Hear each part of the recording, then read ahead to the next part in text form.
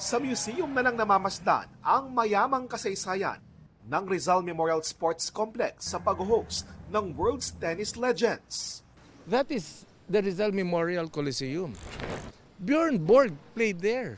All tennis greats played there. Pero madudugtungan na yan sa pag-host ng complex sa Women's Tennis Association o WTA 125 Philippine Women's Open.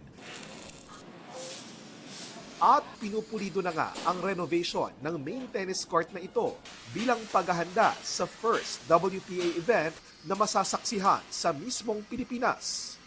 Para diyan, required ang isang venue nila na may 750 seating capacity.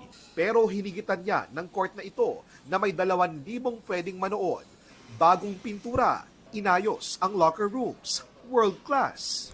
Mga kapuso, narito po tayo ngayon sa Tennis Center na makasaysayang Rizal Memorial, ang venue kung saan maglalaban-laban ang mahigit sa 30 sa pinakamagagaling na tennis players sa buong mundo. Kabilang na po yung mga namayagpag sa mga pinakaprestiyosong tennis tournaments gaya ng US Open, Australian Open at meron pa nga po na Olympic medalist. At kasama po sa nabigyan ng wildcard slot ang ating pambato, ang national pride na si Alex Ayala.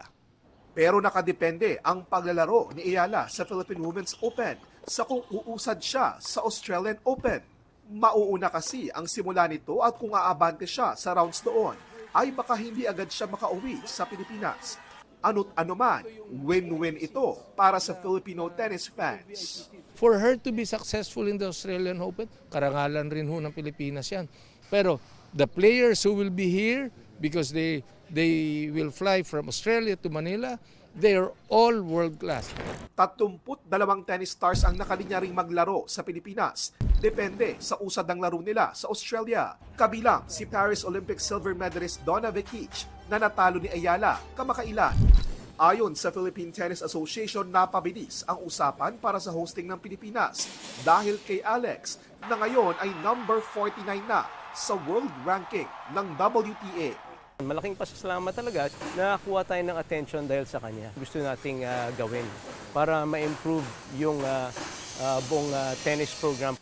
Para sa GMA Integrated News, ako po si JP Soriano, nakatutok 24 oras.